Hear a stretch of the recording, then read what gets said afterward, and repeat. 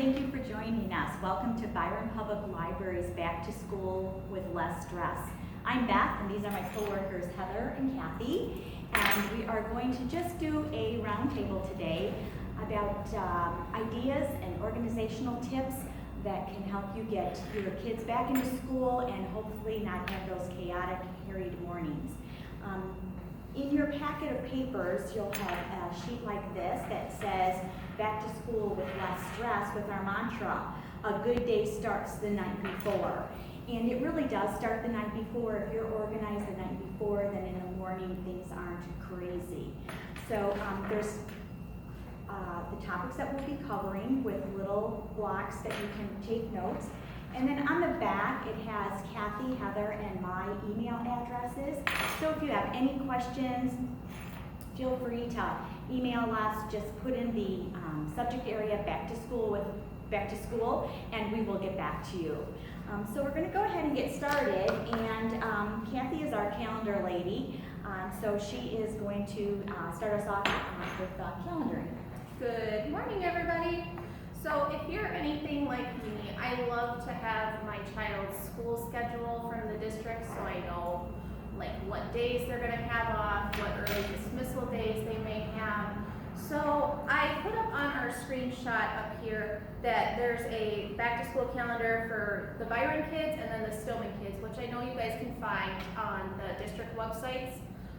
So my best suggestion would probably be, to print that out for yourself and the kids. That way you always know like those days off school, the holidays, the teachers in-service days, and stuff like that. So that's kind of what I have for calendars. What do you girls think? You guys have anything to add to that? I do like to use, like through my smartphone, the joint calendar. It's nice because the whole family can use it, access it, see it, no matter where they are. And so I like to do that with the school calendar. I like to put in all the days ahead of time, so I don't have that surprise the kids are getting out early. For anything, appointments, but it's definitely helpful with back to school. Good ideas. All right, very good.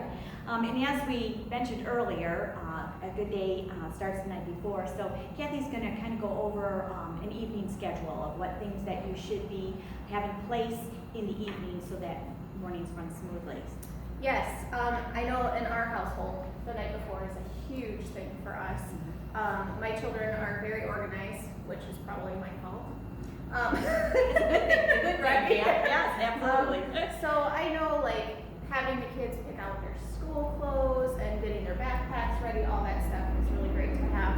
So on this slide, I have put up like a generic evening schedule. There is, do your homework, get your backpack, maybe plan out what you're going to have for breakfast the next morning. And even your lunches, like are you going to be hot lunch, are you going to be cold lunch, what are you going to do? And also on this slide, there is this cool little device charger, because I know you want to charge your Chromebooks and everything the night before, you want to make sure that. But there is this really neat charging station that I found online that you can actually just use a drying rack for your dishes, which is really cool. Very cost effective. But yeah, you want to make sure that your kids' Chromebooks are going to be charged, your clothes are all picked out, all that lovely stuff. I know that really helps for us. So yeah, that's kind of where I am with the evening schedule. Girls have anything to add? Oh, I think you covered everything. Okay. Yeah. At our house, we had a launch bench. What's what we called our launch bench. So it was a bench, and that's where the kids would have their backpacks and anything else that they needed to bring to school the next day. So that in the morning, computers charged, put it in, pack it up, and ready to go. So that was our area that we kind of have. I would know to leave notes if they were getting out of school early or if they had papers that needed to be returned to school. It would be on the launch bench so that we know. So yeah, Perfect. so the next topic is lunches. And I'm not really going to offer you suggestions on what to do for lunches. I'm just going to offer you kind of what we did at our house. So our slide is up. So this is Mary Morgan's May food schedule, lunch schedule, and I just put my son's name at the top. So what I would do is print out a lunch menu for each of the children in the family, and then we would write their name at the top. At the beginning of the month, they would go through and put an X through the days that they did not want to have hot lunch. Or if money was tight, they got to have only hot lunch once a week, and so then they would choose which day they wanted to have that hot lunch, and the other days were crossed out. This helped me to be able to know in advance who's going to be having cold lunch, who is going to be having hot lunch, and kind of how to prepare. So then for cold lunches, I love to have everything prepackaged. So if they were going to have cold lunch for 3 days, when I would, over the weekend sometime, either they or I, depending on their age, would prepackage things. So if they had carrot sticks, or if they had chips, or if they had, everything was prepackaged for the whole week. And then they would have a bin that had their name on it, so that we would know that those were their items to pack in their lunch. And it worked out really well, because the only thing that we didn't prepackage would be like something that would get soggy. So like their sandwiches and whatever, those would be made, as dinner was getting cleaned up, sandwiches would be being made and put in the refrigerator for the next day. So that's kind of what we did. I would then have their lunch bags ready to go. All their dry things and things that didn't have to be refrigerated, non-perishables, in their lunch bag with their napkin. So the next morning we just had to take the refrigerated items and put them in there. So do you guys have any suggestions on lunches? We kind of do exactly what you said the night before. There you go. There you go.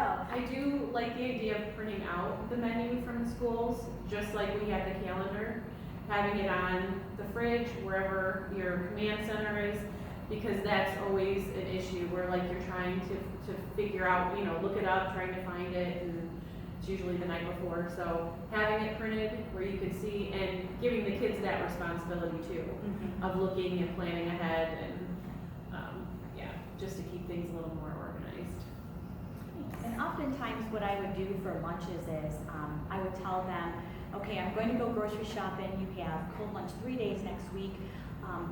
What do you want for your cold lunch? And they got the same thing for all 3 days. That way it made it a lot easier for shopping. We didn't have a lot of waste that way. And so that's how we used to do the lunches. Did you ever have your kids help you make the shopping list when it came to shopping for their cold lunches?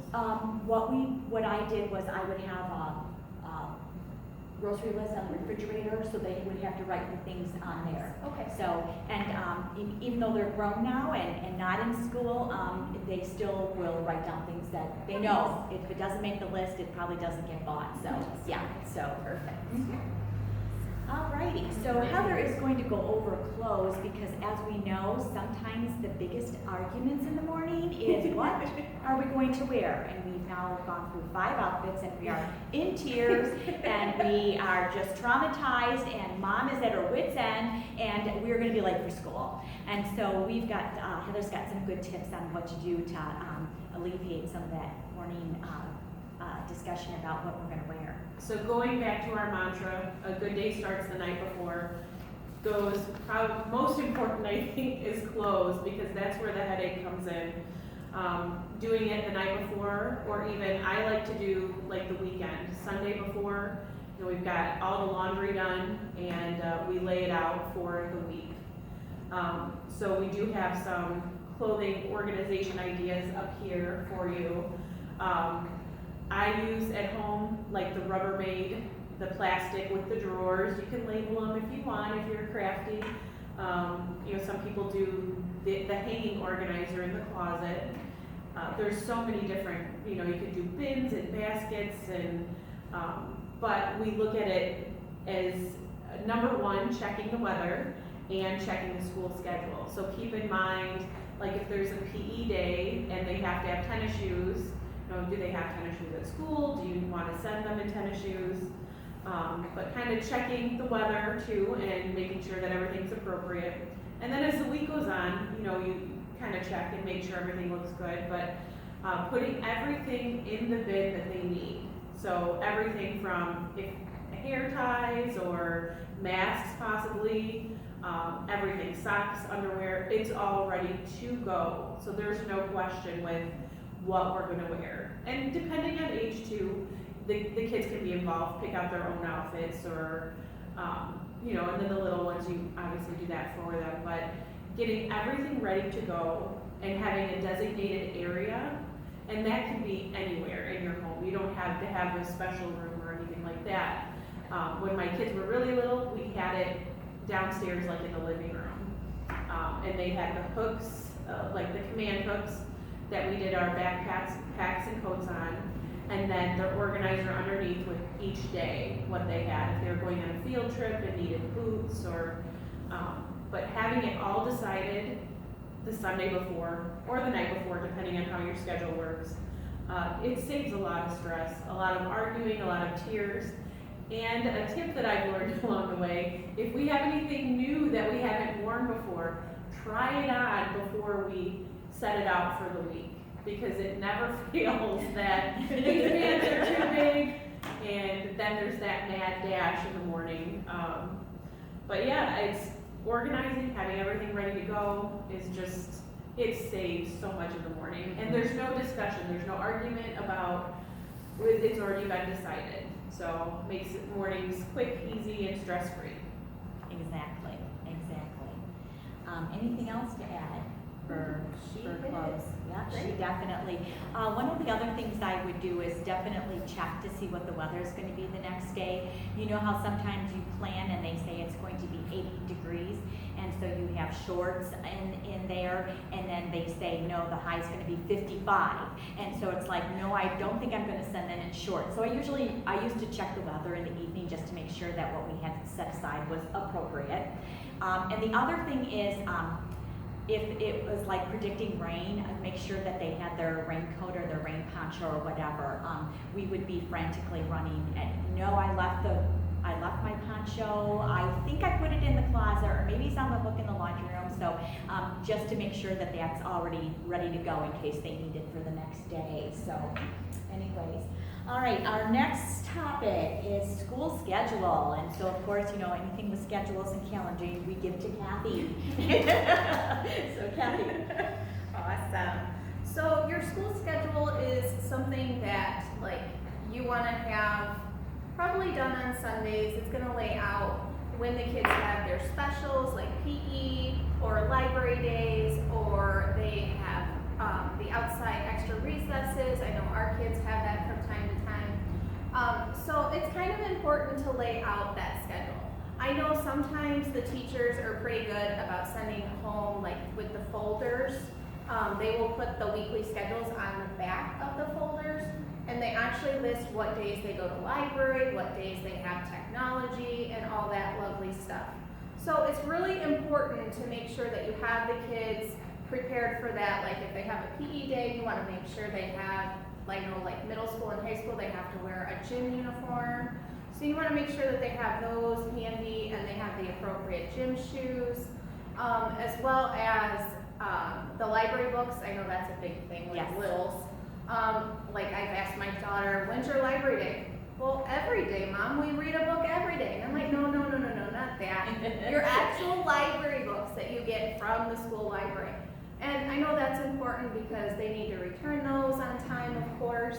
And then, you know, you want them to be able to check out new ones when they return those. So your school schedule is so important for the kids, and I know it helps littles, especially if they have like a schedule as far as what their week's gonna be like. You don't want the frantic kids about, well, I don't know where my PE shoes are, I don't know where my uniform is, anything like that. That's kind of a big deal. They like that structure, which I totally understand. So yeah, that's kind of where we are with the school schedule. I know that there's tons of websites out there, free websites like Teacher Pay Teachers. You can download free calendars that you can edit, which I've noticed is really cool. Yeah. And you can make it fun. The kids can make their own schedule with you if you want to get, you know, crafty. So yeah, I think those are some pretty good ideas with the school schedule for the kids. What do you girls think? No, I think you covered it. Nice. What do you girls use in your homes for school schedules? Like, did you guys ever do anything specific that helped them or anything like that? A lot of times, I would actually write on the lunch schedule, the day that's library or PE, so that it was kind of all in one place. And I know when the kids got into junior high and high school, I used to keep a copy of their schedule in my purse, so if they had an orthodontist appointment, I could try to schedule it around either a class that they were doing well in or lunchtime or whatever. So it was, you know, it was just helpful to be able to schedule an appointment when I knew exactly, you know where they were. Of course, I'd have to figure out if it was A day or B day, and we did do that as well on our regular calendar. We would write A day, B day, A day, B day, so that because sometimes after they've had a weekend and they have like a day off, then it's like Tuesday morning, they're like, is this an A day or a B day, you know? And so anyway, so that's what we would do. We would just do that to make sure that we knew if we were going to be at A day or a B day. Nice. So I have a dry erase calendar. So I really love to be able to put it all in one spot, so I'm not frantically looking. So far, I've lucked out and the kids have had their school schedule in the back of their folder. So then I just translate that to the dry erase board. Everybody has a color. But I've never thought about when you're scheduling an appointment, it's good to know their school schedule as well.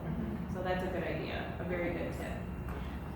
okay, so next is morning schedule. And we're back to scheduling, we're back to Kathy.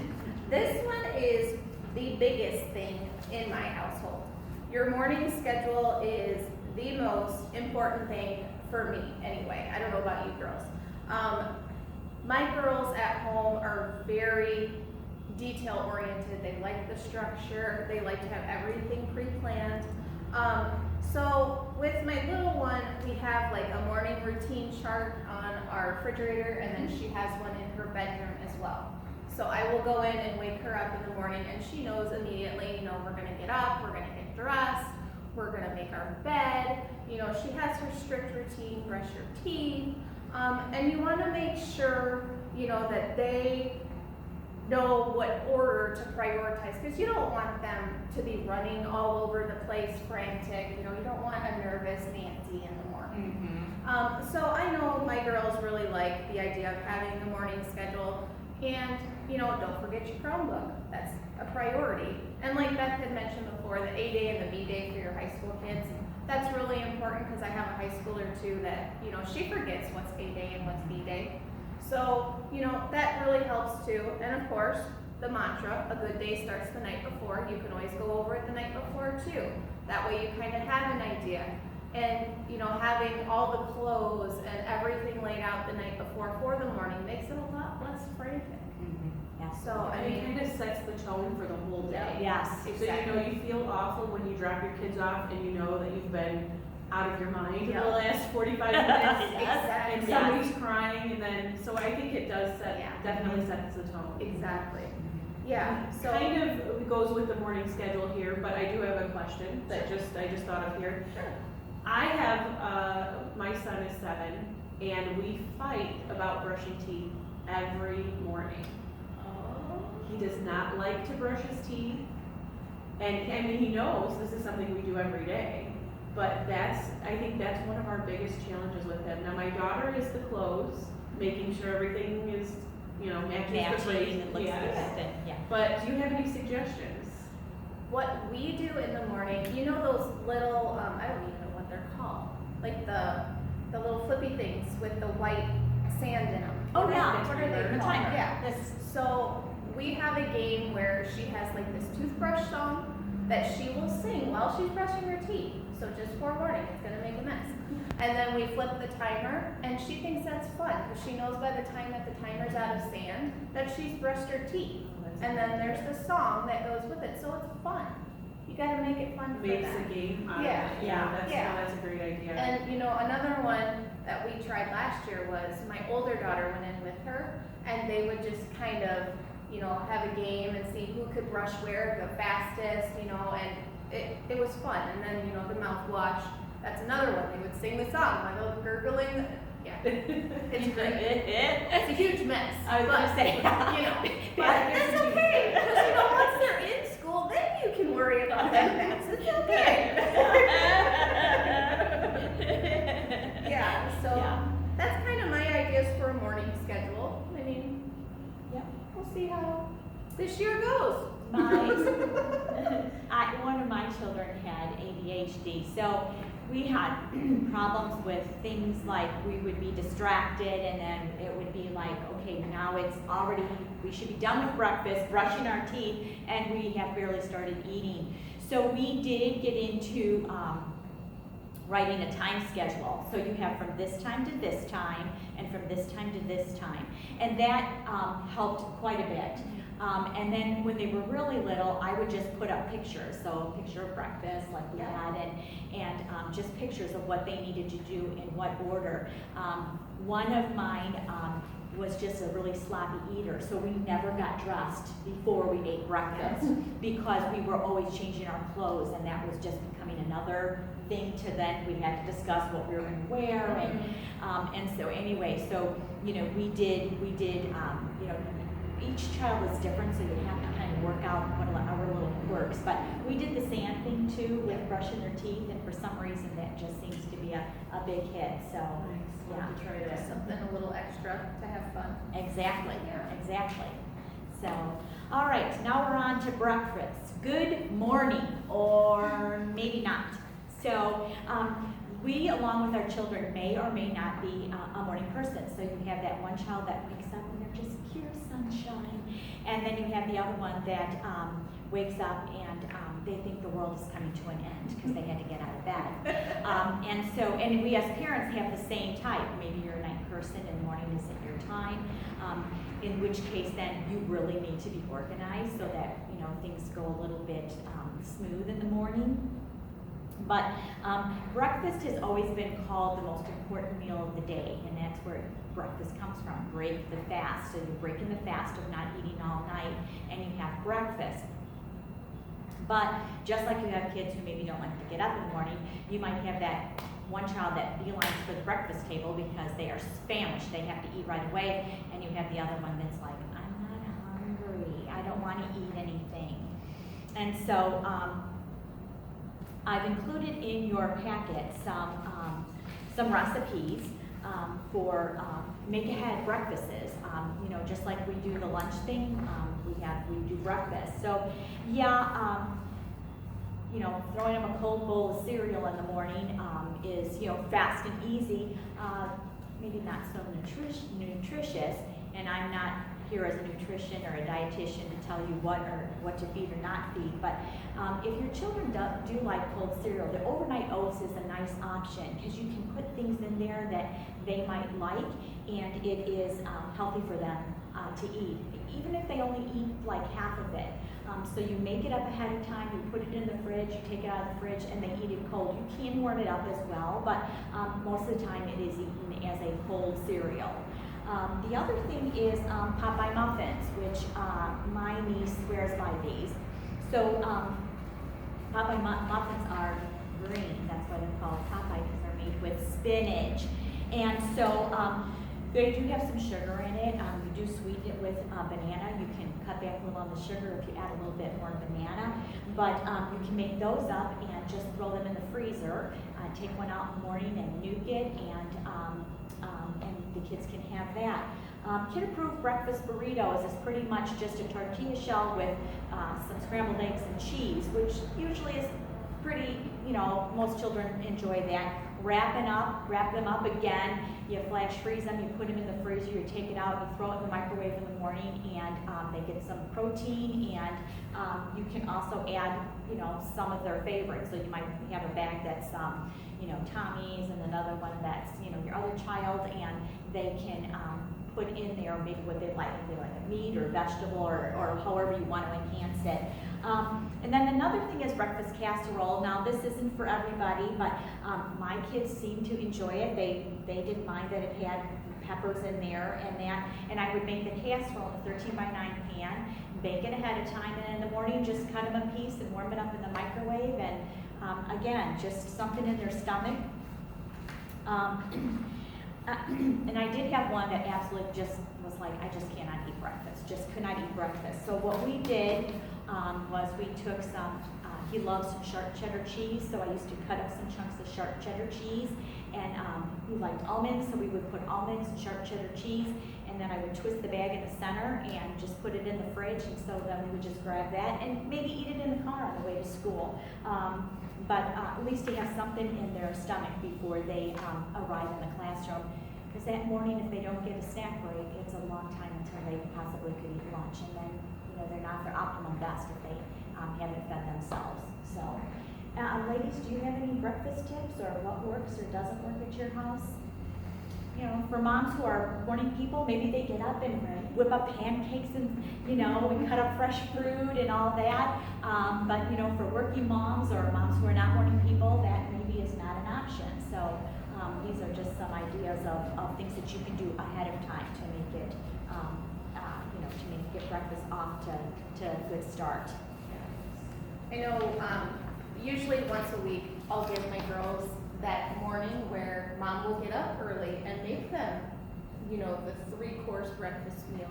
So sometimes that's like an excitement to get the one that doesn't want to get out of bed. Mm-hmm. Oh, mom's making breakfast, let's go. And that pumps up the smaller one to get up and get ready too and move a little bit faster if they know that one special day Right. is that set day every week. That's a So, good yes. idea. That's Yeah. a good idea. So, yeah, that's one thing that we do. Okay. Alright. All right, so now we're going to discuss school papers, and I don't know about any of you, but I just used to cringe when they would come home and open up their backpacks, and the papers would be flying. Not only the papers that they brought notes home, but the papers of things that they created. And then it was like, we'll save it all. And then we have all these folders and bins and full of papers that we save. So Heather's going to give us some tips today on how to handle that paper clutter. So paper clutter is my downfall. With papers coming home from school, I try to look at it as 3 categories. One is to keep, one is action required, and then the other one is to throw away. So the keep, I try to think of like artwork, certificates of achievement, special projects, maybe like a program from a school event, or an assignment that would reflect the kid's interest at that time. So anything you want to keep. I have found a hanging file folder. It comes in like the plastic box with the top on it. I keep it in my kitchen because if I put it somewhere, then the papers just get piled. But each kid they have their own box, and then each school year is a file folder. What this does, number one, is limits me to the number of things that I can keep. Because I know 20 years from now, my kids are gonna think I'm a lunatic, but, and sometimes I don't label that until the end of the year. But I label the file, their name and the grade and who their teacher was. I do stick a picture on there, so whether it's like their school ID, just something that, it has it labeled, but that limits the amount that I keep. And, the kids know it's fun to put their special things in there. Whatever works for you. Some people are no clutter, absolutely. We're gonna stick it on the fridge for 3 days and then we're done. But for those of you that wanna keep mementos or whatever, that's the way that I like to do it. And then action required. So this would be like a fundraiser, permission slips, anything informational. Sometimes the kids will have like a week that they dress up each day. So I keep a basket on my counter strictly for I have to do something with this. I try not to throw bills in there. I try not to throw things. And I know that this red basket is I need to do something with it. Usually try to do it right away. So if a permission slip or anything that I need to try to do it right away, put it back in the folder. But this red basket brings to my attention that, hey, we have to do something with this. And then the throwaway, which as my kids are getting older, it's a little bit easier. But sometimes it was like, hey, they throw something away, and I'm like, how come my picture's in there? So I think that's the one of the harder things to do is to acknowledge, you know, you did really great, this is awesome, and then we need to move on from there. So just keeping it and doing it right away. You pull it out of the folder, and sometimes the kids are whipping things, but you know, doing it right away, filing it where it needs to go, and then move on. Very good. Those are great ideas. I did something similar that like Heather did, and then what I've done is that when they're graduating from high school, I get big brown manila envelopes and put their grade level on there, and I put them in and put them into a memory box for them. And it's really a lot of fun to do that at graduation time. My last one just graduated from high school, and so we took out some of the artwork and that throughout the years and put it up all over the house so that people could see some of the things that he did, you know, like the portrait of what he thought he looked like when he was in preschool, and then you know, just some of those fun things. And those are the things that I like to keep as well, and just put them in. So then I have each have a big plastic bin, and it has all their file folders with all their years of school with those things. And so if you can keep up with it, it really makes your job a lot easier when you get to the end of their school years, and you want to kind of savor those memories. So how about you, Heather? I know it's fun, just not anything extra that I would do, but just seeing their handwriting. Is the most adorable thing ever. Mm-hmm. Like just seeing how they make their D's and their B's and their E's are backwards. Oh my gosh, it's so adorable. So yeah, I love all your girls' tips. Thank you so much. Yeah, we did, and I did save some of those too, just because you love to see when they first are learning to print their name, and then as time goes on, and then when they get to be, you know, older and you can't read a word of it, you think, what happened to this child who printed so nice when they were in kindergarten? Oh goodness. So, all right. So now we've now arrived home from school, and did you notice that I'm doing all the food ones? You like food? I like food. Food's fun. So anyways, but the kids come home from school, and of course, every kid that comes home, I think, says, I'm starving. They're so hungry. And so I had to find a fine line between satisfying their appetite without ruining their dinner appetite. And so satisfying that hunger that they had. And so I've included in your packet again some just pick-me-up things for after school, which would be good pick-me-ups. Energy balls. I have this no-bake banana chocolate pudding. I used to like to make popcorn, but I always found that when I made the popcorn, you know, they didn't want to come in from outside to have dinner because they were full. So, but one of the things that I like to do is to do a pairing. So take a fruit or vegetable and pair it with a protein. That is a good way to give them that full feeling, but not too full. And so I've listed on here like some fruits and vegetables, and then some proteins. So, you know, like dipping apples in peanut butter, or, you know, taking some carrot sticks and dipping it in some yogurt ranch dip.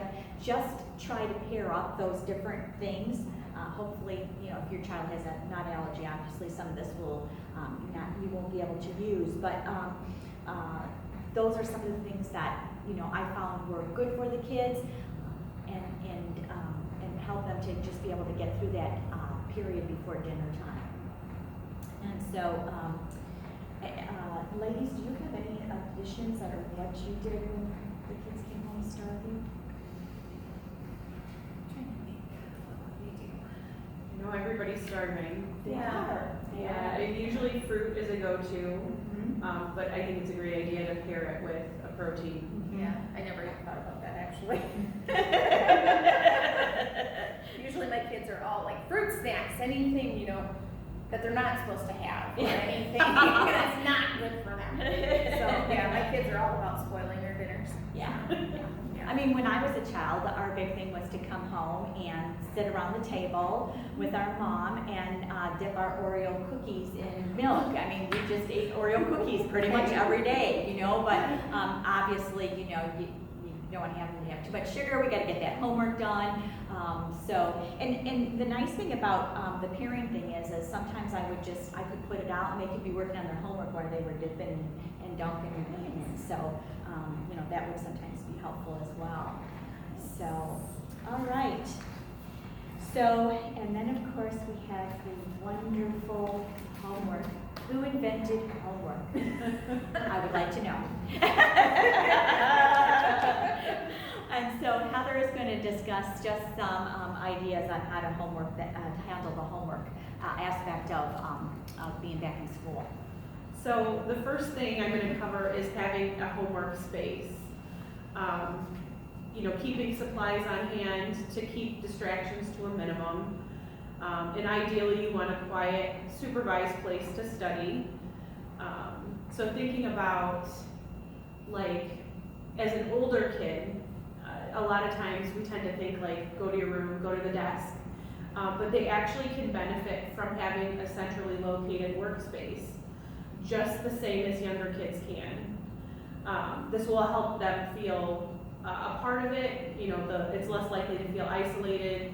And another thing would be online safety, knowing that they're in a centrally located area. So considering like a workstation, depending on what you have at home, it could be a mini workstation, it could be something that you set up and take down.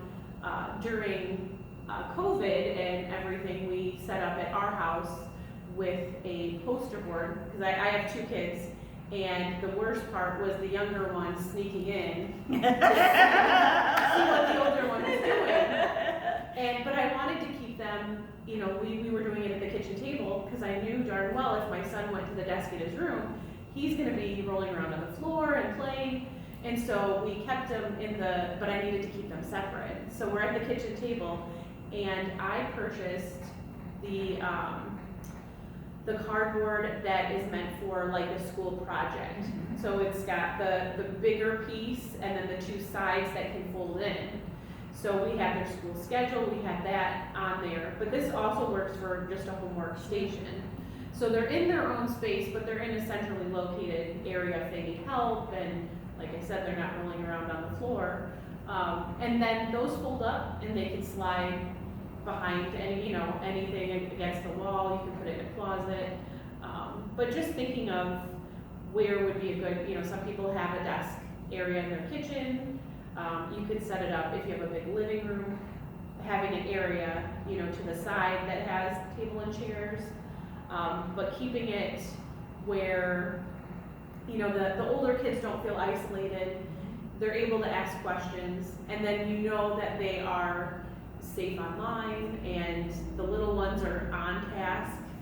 I found doing it right away is the best way to go about doing homework, because otherwise that gives them time to, they're not in the school, mindset. And so that gives them time to, I don't really want to do this, and they'd rather stay outside. And but keeping that space supplied. So now is a good time to buy things because everything is on sale for back to school.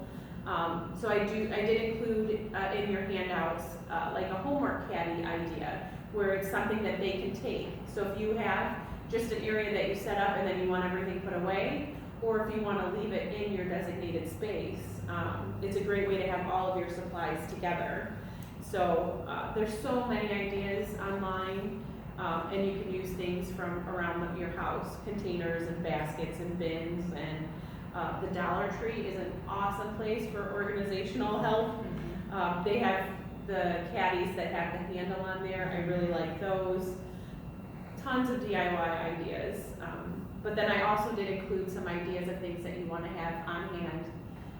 Taking into consideration the age of the kids, but there's basic things that you always want to have on hand. That way that's not an excuse that we can't do our homework. And we're not digging through the junk drawer. I know I have a junk drawer. We're not looking for an eraser. Everything is in this caddy, and you could take it anywhere. Doing homework, you know, if they go to a family member's house, or they could just take their caddy with them. Everything's in there, and that way we're not digging through. So I did list on the handouts ideas of things that you want to have on hand, and you know, tailor it to your family, tailor it to, you don't have to go out and buy a bunch of new stuff. Use what you have around the house. And yeah, I think that kind of covers my homework. I like that. I like the caddy idea because, like, when my daughter was young, my son was in soccer, and so we would have soccer games, and sometimes we would have to travel like an hour to the soccer game. So she could just have grabbed her caddy and brought it in the car with her, and had it still be able to work on her homework when we got to our destination. So I like that. I like that. Do you have anything else to add? Nope, we use the caddy too, and it's fantastic. Yeah, it is. It's just wonderful just to have everything, like Heather said, right there, right at their fingertips. So, well, if you don't have anything else to add, I would just have to say good luck. Wishing you all a wonderful 2021-2022 school year, and thank you again for joining us today.